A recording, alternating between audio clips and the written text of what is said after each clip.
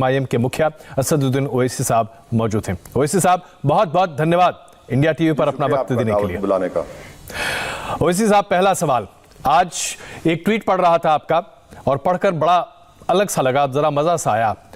दरअसल आपने लिखा कि हैदराबाद के म्युनिसिपल चुनाव में अब सिर्फ अमेरिकी राष्ट्रपति डोनाल्ड ट्रंप का आना बाकी है। यह इतना दिलचस्प इसलिए लगा कि भाई अब अगर डोनाल्ड ट्रंप का ही आना बाकी है तो बचा क्या? ऐसा क्यों कह रहे हैं आप? देखिए, ये तो मैंने एज अ टॉन्ट के तौर पर कहा कि इतने देश के सेंट्रल मिनिस्टर हैदराबाद में पैराशूट किए गए हैं कि एक के बाद एक गृह मंत्री भी आ गए, प्रधानमंत्री भी हैदराबाद आ गए। प्रधानमंत्री वैक्सीन की तैयारी देखने भारत बायोटेक गए थे।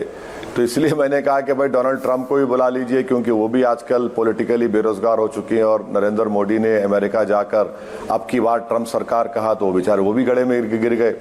तो इसीलिए मैंने टाउंट करने के लिए कहा। आप देखिए कि दिल्ली में किसान के ऊपर आप 8 डिग्री टेम्परेचर में सरकार उन पर पानी बरसा रही है और देश के गृह मंत्री और बीजेपी के प्रेसिडेंट हैदराबाद आकर इलेक्शन कैंपेन कर सकते हैं और दिल्ली में किसान प्रोटेस्ट नहीं कर सकता है। ये कितना कॉन्ट्रडिक्शन है, कितनी हिपोक्रेसी है, कितनी मुनाफिकत है इन लोगों की कि आप इलेक्शनिंग कर सकते हैं, रोड शो कर सकते हैं, जनता को एड्रेस कर सकते हैं और दिल्ली हमारा कैपिटल है और देश का वो किसान जो हम तमाम को खाना खिलाता है वो दिल्ली में प्रोटेस्ट नहीं कर सकता। बिल्कुल ओवैसी साहब, आपने किसानों का जिक्र किया है तो ये सवाल मौजूद हो जाता है कि जो किसान लगातार प्रदर्शन कर रहे हैं उनसे अब ये कहा जा रहा है कि 3 दिसंबर तक उनको इंतजार करना पड़ेगा। निर्धारित जगह पर अगर वो नहीं पहुंचते तब तक बातचीत नहीं शुरू हो सकती। हालांकि बातचीत की हर तरह की पैरोकारी की जा रही है, लेकिन 3 दिसंबर को आमतौर पर मुकर्रर डेट माना जा रहा है। तो क्या सरकार के इस रवैये को लेकर आपको लगता है कि सरकार इस पर भी राजनीति कर रही है? क्योंकि ऐसा लगता है कि डेट तय है, डेट आगे पीछे करने को सरकार तैयार नहीं है। देखिए, मैंने आपके पहले ही सवाल के जवाब में कहा कि जब देश के गृह मंत्री, देश के दीगर सेंट्रल मिनिस्टर हैदराबाद में एक म्युनिसिपल इलेक्शन में आकर कैंपेन कर सकते हैं तो क्या किसान जंतर मंतर पर जाकर क्यों नहीं धरना दे सकते? किस बुनियाद पर जब आप हैदराबाद में आकर इलेक्शनिंग के हिस्सा ले सकते तो देश का किसान क्यों नहीं जाकर प्रोटेस्ट कर सकता? और 3 दिसंबर की क्या बात है? क्या कोई मुहूर्त निकाला आपने किसी पंडित को पूछकर कि 3 तारीख को ही कुछ अच्छा नतीजा निकलेगा? अरे किसान है, आप बुलाइए उनको, बात करिए। बल्कि मैं तो आपके प्रोग्राम में देश के प्रधानमंत्री से रिक्वेस्ट करूंगा कि प्रधानमंत्री अपना दरियादिली का मुजाहरा करें, उन लोगों को बुलाए, उनके मुतालेबात, उनके कंसर्न्स को सुने और उसको हल करें। क्योंकि ये लोग तो जमीन पर पसीना बहाते हैं, मेहनत करते हैं, तभी तो देश खाना खाता है ना। बिल्कुल। अगर हम इन्हीं को ही नाराज कर देंगे, उन्हीं के इश्यूज को नजरअंदाज कर देंगे तो ये तो बहुत गलत है। इसमें कोई शक नहीं ओवैसी साहब, बहुत बड़ा मसला है ये। लेकिन आइए जरा वापस हैदराबाद चुनाव पर चलते हैं, क्योंकि अब बहुत कम घंटे बचे हैं उसमें। हैदराबाद चुनाव को देखते हुए गृहमंत्री जी का बयान जो था वो अपने आप में बड़ा दिलचस्प है। उन्होंने कहा कि मेयर भारतीय जनता पार्टी का ही बनेगा। उसके साथ साथ टीआरएस के साथ जो आपकी पिंगे लड़ रही हैं इसे लेकर भी उन्होंने टिप्पणी की। कहा कि आप दरअसल उनके साथ मिलकर गुपचुप डील कर रहे हैं। आप डील करने में माहिर हैं क्या? क्योंकि आपकी पार्टी को वोट कटवा के तौर पर लगातार देखा जाता है। तो क्या आप समझौता कर रहे हैं? क्या आप डील कर रहे हैं? ये गुपचुप क्यों करते रहते इतना सब कुछ आप? अब देखिए, मेरा हाल ऐसा है कि भारत की राजनीति में मुझे लैला बना दिया गया और सब लोग मेरे मजनू बने हुए हैं। बिहार में मुझे कांग्रेस ने कह दिया कि मैं बीजेपी से मिला हुआ हूं जी। अब यहाँ पर आप लोग कुछ और कह रहे हैं। यहाँ पर कांग्रेस का लीडर ये कहता है कि जहाँ एमआईएम का कैंडिडेट नहीं हमको दे दो आप। तो ऐसा है ना कि मेरा हाल तो हैदराबाद में एक कहावत है कि गरीब की जोरू सबकी भाभी, वो हाल करके रख दिए मेरा। पर देश जानता है, देश देख रहा है, मैं एक इंडिपेंडेंट पॉलिटिकल पार्टी हूं और हम इस इलेक्शन में हमारा किसी से कोई समझौता नहीं है। हम इंडिपेंडेंटली लड़ रहे हैं। मगर मैं आपको एक बात बता दूं कि इस चुनाव में जो हाइप बीजेपी का किया जा रहा है वो सिर्फ हाइप है, जमीन पर नहीं है। और कांग्रेस पार्टी का याद रखिए, एक भी म्युनिसिपल कॉर्पोरेटर नहीं जीतेगा कांग्रेस पार्टी का इस चुनाव में। बिल्कुल। ओवैसी साहब, जब भी चुनाव आते हैं आप और आपके उम्मीदवारों को राज्य में जाकर खड़ा होने का एक मौका मिल जाता है। जैसा कि हम बिहार की बात करें, वहां आपने 5 सीटें इस बार जीत ली। इसके पहले आपने उत्तर प्रदेश में भी किस्मत आजमाई थी। अब पश्चिम बंगाल को लेकर भी चर्चाएं हो रही हैं कि आप वहां पर भी खड़े हो रहे हैं। चाहे सत्तारूढ़ पार्टी हो या विपक्ष की पार्टी हो, जो तथाकथित तौर पर राष्ट्रीय पार्टियां हैं, उनका यह मानना है कि आप हर राज्य में जाकर वोट कटवा का काम करते हैं। आप लोगों के साथ हाथ मिला लेते हैं और दरअसल आप किसी की ए टीम या किसी की बी टीम बन जाते हैं। ये कब तक बनते रहेंगे ए टीम बी टीम आप? नहीं, मैं तो चाहूंगा कि वो अपनी बकवास करते रहें। इससे हमारे मकबूलियत में, पॉपुलैरिटी में इजाफा होगा जी। और लोग कन्विंस हो रहे हैं कि एमआईएम पार्टी ही बीजेपी के फाशिज्म और कम्युनलिज्म के एजेंडे को एमआईएम पार्टी मुकाबला भी कर सकती है और उनको रोक भी सकती है। ये अगर आप बंगाल में टीएमसी हमको कह रही है कि बी टीम है, तो बताइए कि फिर बंगाल में 18 एमपी बीजेपी कैसे जीत गई 2019 के चुनाव में? मैं तो एक सीट नहीं लड़ा जी। क्यों टीएमसी के बड़े बड़े नेता, वो जो सिंगूर का जो उनका बड़ा नेता है, जिसको हम सिंगूर में हम गए थे उनके पास, वो इतनी बहादुरी से उस वक्त लेफ्ट फ्रंट के लोगों से मुकाबला किया। इतना बड़ा लीडर है, वो छोड़ के चला गया ममता को, तो क्या हमसे पूछ के गया वो? तो ये तो इनकी बौखलाहट है, इनका गुरूर है कि बिहार में हम 20 लड़े और 5 जीते, 15 में 9 तो गठबंधन जीते और 6 एनडीए जीता, 70 कांग्रेस लड़ी, 19 जीते और 49 सीट्स में से 36 सीट बीजेपी जीती है कांग्रेस के मुकाबले में। तो ये तो अपनी गलती को देखना ही नहीं चाहते ना। इनकी गर्दन इतनी मोटी है कि इनको नीचे झुककर अपने जो बोलते हैं सेल्फ इंट्रोस्पेक्शन करना, अपनी गलतियों को सुधारना, वो तो उनमें है ही नहीं। तो इसलिए हर चीज का हमारे खाते में डालते रहिए, हमको कोई फर्क नहीं पड़ता। इल्जाम लगाइए, इल्जाम उसी पर लगता है जो सही काम कर रहा है। तो जाहिर सी बात है ओवैसी साहब, अब आप अल्पसंख्यकों की आवाज बनकर देश में पूरी तरीके से उभरने की कोशिश कर रहे हैं। अलग अलग जगहों पर यह प्रदर्शित भी हो रहा है। लोग आपकी बातों से बड़े पैमाने पर प्रभावित भी हैं, आकर्षित भी हो रहे हैं। ऐसे में आपके ऊपर जिन्ना, ये शब्द का इस्तेमाल बार बार किया जा रहा है। लोग कहते हैं कि आप जिन्ना के प्रतिरूप बनते चले जा रहे हैं। आप इस देश के मॉडर्न जिन्ना हैं। आप देश को विभाजन के रास्ते पर ले जा रहे हैं। विभाजनकारी ताकतों को आप मजबूत करते हैं। ये आरोप आपके ऊपर जो लगाए जा रहे हैं, कितने सही या कितना गलत? देखिए, मेरा सबसे बड़ा गुनाह यह है कि मेरे मरहूम वालिद ने और मेरी माँ ने मुझे, हमारे भाइयों को, हमको बहुत पढ़ाया लिखाया। मेरा सबसे बड़ा गुनाह यह है कि मैं लंदन जाकर लॉ की डिग्री लिया और लिंकन इन्न से बारिट लॉ बना। और बीजेपी को और इन तमाम सो कॉल्ड सेकुलर पार्टीज को कोई ऐसा आदमी पसंद नहीं है जो पढ़ा लिखा हो। इनको ये चाहिए कि हम सिर्फ मुशायरा करें, बिरयानी खाएं, कव्वाली सुने, वाहवा करते रहें और इनकी चमचागिरी करें, इनकी चापलूसी करें। इनके डीएनए में नहीं है कि कोई इनके सामने खड़ा होकर इनकी आंख में आंख डालकर इनकी गलतियों को दोहराए और उनसे हक का मुतालबा करे। तो इसीलिए ये लोग इस तरह की बकवास करते हैं। आप मेरी एक स्पीच बताइए, मैं हर स्पीच में भारत के संविधान पर, भारत की जमहूरियत को मजबूत करने की बात करता हूं और एक चौथी मर्तबा के एमपी हूं जो भारत के संविधान पर, अल्लाह के नाम पर ओत लिया हूं। आप मुझ पर अगर गाली दे रहे हैं तो भाई आप क्या पैगाम दे रहे हैं देश को? आप तो ये बता रहे हैं कि आपको कॉन्फिडेंस नहीं है उन तमाम लोगों पर। आप तो, ये आपका मैसेजिंग है जो इनके लिए गलत है। मगर मुझे कोई फर्क नहीं पड़ता। आप जो नाम से पुकारिए मुझे। इससे आपकी बौखलाहट और आपकी जहालत का ही इकरार होगा कि आपकी जो जहन में जो गंदगी है वो आपकी जबान से निकलता है। तो वो मुबारक हो उनको, उनकी गंदगी। ओवैसी साहब, दरअसल इस तरह के आरोप आपकी पार्टी के ऊपर और आपके ऊपर इसलिए भी लगाए जाते हैं क्योंकि अभी जैसे कि बिहार की विधानसभा का मसला देख लीजिए। शपथ ग्रहण समारोह के दौरान हिंदुस्तान की जगह भारत शब्द का इस्तेमाल एमआईएम के विधायक ने करने पर जोर दिया। उन्होंने सुझाव भी दिया और जब इस पूरे मामले को देखा गया तो इस पर जबरदस्त बवाल भी मचा। लोगों ने कई तरह की बातें कही। इस तरह के बवाल क्यों मचाए जाते हैं? क्या आपको लगता है कि ये आपके लिए फायदेमंद है, या दरअसल आपको लगता है कि किसी भी तरीके से इस तरह का बखेड़ा खड़ा कर आपको, आपकी पार्टी को, आपकी सोच को एक डब्बे में बंद करने की कोशिश है? नहीं सर, आप मेरे को बताइए, आपने कभी संविधान पढ़ा? आपने? जी, पढ़ा है। संविधान आप जब पढ़ेंगे, इस प्रोग्राम के बाद संविधान पढ़ लीजिए और मुझे फौरन बुला लीजिए आप। संविधान में लफ्ज इंडिया भी और भारत भी है जी? है ही नहीं है? बताइए। बिल्कुल है, भारत है। बिल्कुल है, तो इसमें गलती क्या की अख्तर उल ईमान ने? अख्तर उल ईमान ने तो संविधान की बात की और उस पर आप लोग आग बगोला हो गए, आसमान को सर पे उठा लिए। संविधान में लफ्ज इंडिया और भारत लिखा ही नहीं है।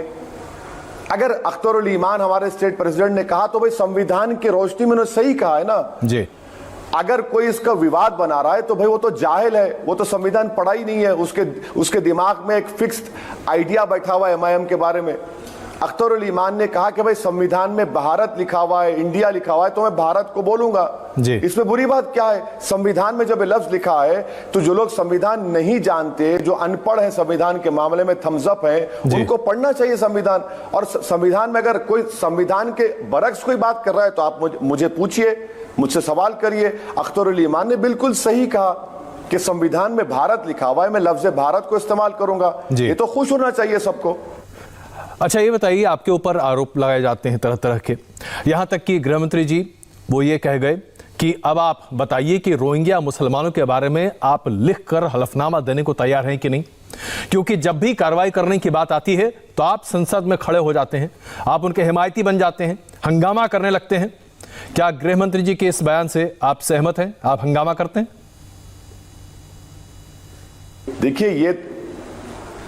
देखिए बड़ा मजाक गृह मंत्री कर रहे हैं और अपनी कमजोरी का इजहार कर रहे हैं। ये कब से रिवायत बन चुकी है कि गृह मंत्री का जो बेसिक काम है वो एक हैदराबाद के ऑनरेबल मेंबर ऑफ पार्लियामेंट से इजाजत लेकर करेंगे कि आप मुझे लिख कर दे दीजिए। अरे भाई, ये तो आपका काम है ना जी। क्या कोई न्यूज के एंकर पूछ के न्यूज डालता है? देश के गृह मंत्री का प्राइमरी काम यह है कि किस देश के किसी हिस्से में कोई इल्लीगल पाकिस्तानी, कोई इल्लीगल रोहिंग्या ना रहे जी। आपको मैं लिख के दूं?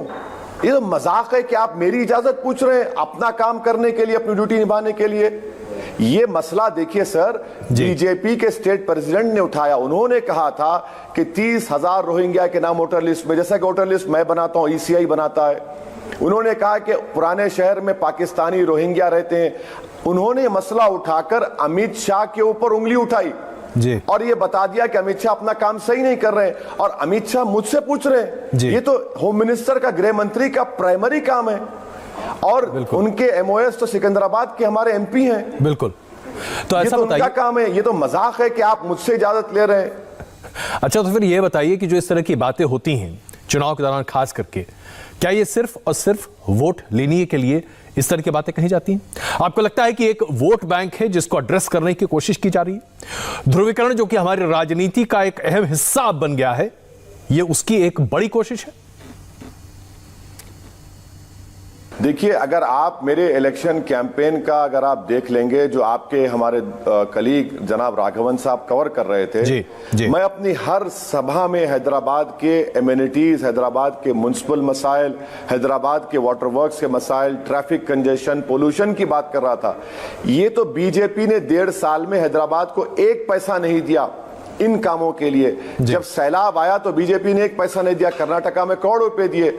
अब बीजेपी अपनी नाकामियों का रिकॉर्ड छुपाने के लिए रोहिंग्या, पाकिस्तानी, आप बताइए कि देश की ये पहली गवर्नमेंट है जो देश के एक हिस्से में रहने वालों को पाकिस्तानी कह रही है, जो बाइज्जत भारत के शहरी हैं।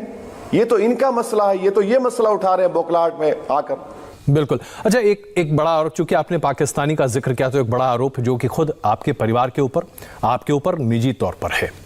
रजाक मूवमेंट, जिसके बारे में हम सब जानते हैं कि वो देश विरोधी था, उससे आपके परिवार को जोड़ा जा रहा है, आपकी पार्टी को जोड़ा जाता है, आप सबको एक साथ प्रस्तुत किया जाता है। क्या आप इसे दुष्प्रचार मानते हैं, या दरअसल आपको लगता है कि हां, कहीं ना कहीं कोई कनेक्शन था लेकिन आज ऐसा कुछ नहीं है, और अगर वक्त हो तो इसे उजागर करने की कोशिश की जा रही है, जो कि लोग कर रहे हैं ताकि आज आपको चोट पहुंचा सके? देखिए, मैंने कई मर्तबा अपने भाषण में यह कहा है कि ये MIM कासिम रजवी की MIM नहीं है, ये MIM अब्दुल वाहिद ओवैसी की MIM है, जो भारत के संविधान के तहत इलेक्शन कमीशन ऑफ इंडिया पर रजिस्ट्रेशन है, जो भारत के संविधान पर अटूट भरोसा करती है और करती रहेगी। जहां तक रजाकारों का मामला था, वो पाकिस्तान भाग गए, फरार हो गए, और जो वफादार थे वो आपके सामने टीवी चैनल पर बैठा है आपके सवालात का जवाब देने के लिए। बिल्कुल ओवैसी साहब, एक और बड़ा मसला है और ये देश भर में होता चला जा रहा है, लेकिन इसकी शुरुआत बड़े पैमाने पर उत्तर प्रदेश से हो रही है। उत्तर प्रदेश के मुख्यमंत्री योगी आदित्यनाथ, जो कि हैदराबाद पहुंचे, उन्होंने म्युनिसिपल चुनाव में कहा कि हैदराबाद का नाम क्यों नहीं बदल सकते भाई, हम जब इलाहाबाद का नाम बदल सकते हैं, हम फैजाबाद का नाम बदलकर अयोध्या रख सकते हैं, तो हैदराबाद का नाम भी बदल सकते हैं। आपने उनको जवाब दिया कि हैदराबाद का नाम तो दुनिया में कभी नहीं बदल सकता इस तारीख में। तो ये नाम बदलने को लेकर राजनीति हो रही है क्या? वही तो मैं आपसे अर्ज कर रहा था कि बीजेपी के पास कोई काम नहीं है दिखाने के लिए हैदराबाद के लिए। योगी आदित्यनाथ उस स्टेट के मुख्यमंत्री हैं जो 26 या 27वां नंबर है, तेलंगाना का देश में 3रा नंबर है। तो योगी पहले अपने गिरेबान में झांक कर देखें कि उनका स्टेट कहां पर है, उन्होंने उसको कहां तक पहुंचा दिया। हाथरस की एक दलित महिला के अंतिम संस्कार उसके मां बाप की मौजूदगी में करने नहीं देते, और आकर हैदराबाद के हैदराबादियों को सिखाएंगे। आप उत्तर प्रदेश के हर थाने को ठाकुर पुलिस स्टेशन बना दिए, आप आकर हैदराबाद का नाम बदलने की बात करेंगे। अरे हैदराबाद की एक तारीख है, हैदराबाद तेलंगाना एक लैंडलॉक्ड एरिया है। भारत के लिए हैदराबाद का ग्रोथ बहुत जरूरी है, भारत को ताकतवर बनाने के लिए। यहां पर अमेज़न का सबसे बड़ा ऑफिस आ रहा है, माइक्रोसॉफ्ट अमेरिका के बाद सबसे बड़ा ऑफिस यहां पर है, फार्मास्यूटिकल इंडस्ट्रीज का हब बना हुआ है। इतना सब हो रहा है और आप ब्रांड हैदराबाद को बदनाम कर रहे हैं। अरे आप तो रूलिंग पार्टी के मेंबर हैं, आपको तो चाहिए कि हैदराबाद के ब्रांड को बढ़ाएं, बल्कि आप हैदराबाद का नाम और खराब कर रहे हैं। ओवैसी साहब, चूंकि हम योगी जी की बात कर रहे हैं, तो ये मसला जो कि बहुत महत्वपूर्ण है देश भर के लिए, उन्होंने कहा कि कैसे वो हिंदू लड़कियों को बचा रहे हैं। इसकी मिसाल है कि उन्होंने लव जिहाद के खिलाफ अपने राज्य में कानून बना दिया है। यहां तक कि उत्तर प्रदेश के राज्यपाल ने अब अनुमति भी दे दी है, अब यह कानून बन चुका है। कई और भारतीय जनता पार्टी के राज्य हैं जो इस तरह के कानून को सामने लाने जा रहे हैं, पूरी प्रक्रिया चल रही है। लव जिहाद हमारे देश में वास्तविकता है, कम से कम भारतीय जनता पार्टी शासित राज्यों के कई मुख्यमंत्री ऐसा मानते हैं। लव जिहाद पर आपकी क्या राय है? देखिए, एक मैं आपको बता रहा हूं क्योंकि लंबा इंटरव्यू हो जाएगा जी। आज के इंडियन एक्सप्रेस में कर्नाटका में आईपीसी के सेक्शन 366 के ऊपर लिखा गया एक आर्टिकल, आप पढ़ लीजिए।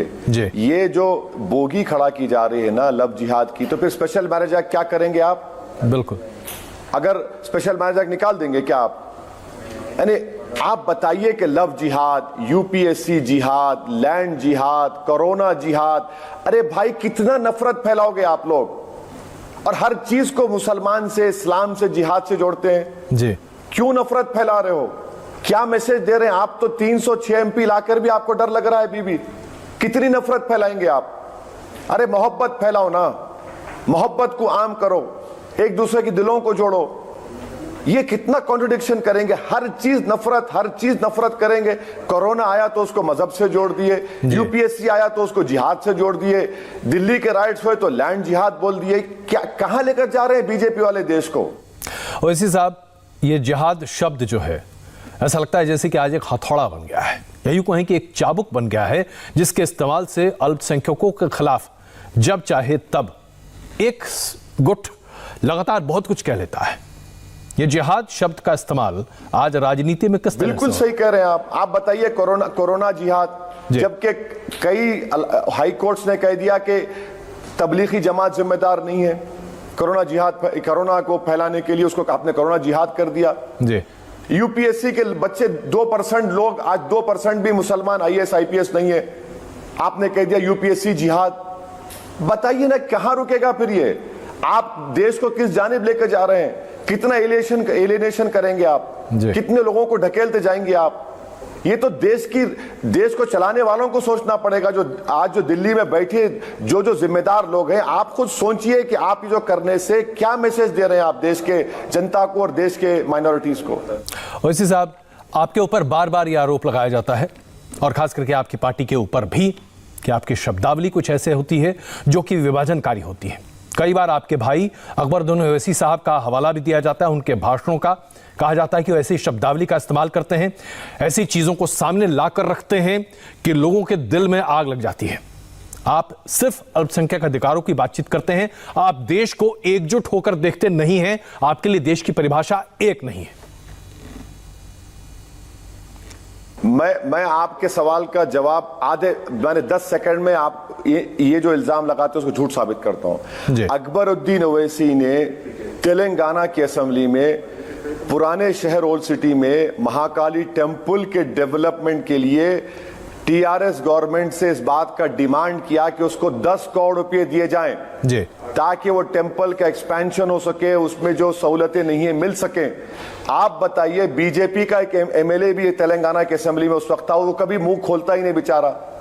जब अकबरुद्दीन ओवैसी एक महाकाली टेम्पल के लिए कह रहा है कि 10 करोड़ रुपए दो, फिर ये कहे का इल्जाम लगा रहे हम पर।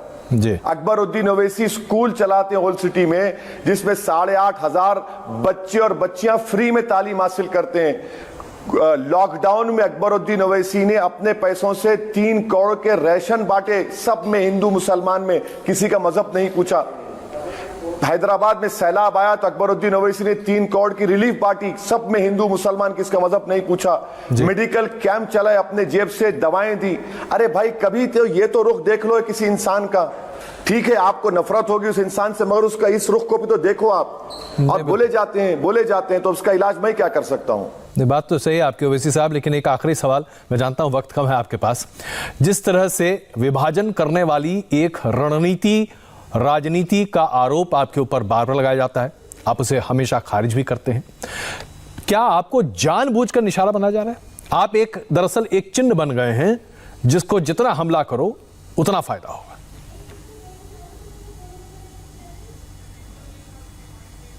सर, हैदराबाद के म्युनिसिपल इलेक्शन में मेरी कॉन्स्टिट्यूंसी में एक पुराना पुल वार्ड है जी, मैंने 4थी मर्तबा राजमोहन को टिकट दिया, 3 मर्तबा मेरे पार्टी से जीता।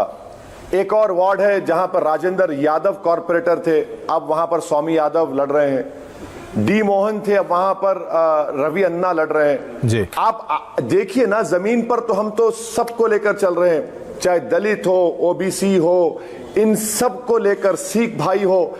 मैं इलेक्शन कैंपेन करने गया तो सिख भाई दौड़े दौड़े आए और आकर मुझे वो कपड़ा पिलाए, बोले कि ओवैसी भाई ये नांदेड़ की गुरुद्वारा कपड़ा है, हम आपको पेश कर रहे हैं, मतलब दीजिए। यही तो हम बता रहे हैं कि आपको देखना पड़ेगा जमीन पर हम जो काम कर रहे हैं, वो जो अनफॉर्चुनेट है कि देख नहीं पाते आप लोग दिल्ली में बैठकर। नहीं, ऐसा नहीं है ओवैसी साहब, देखते तो हम सब कुछ हैं, लेकिन जाहिर सी बात है सवाल है तो आपसे पूछे भी जाते हैं। आपने इंडिया टीवी से बात की, अपना बहुमूल्य वक्त हमें दिया, बहुत बहुत धन्यवाद ओवैसी साहब, और बहुत शुभकामनाएं भी। Thank you.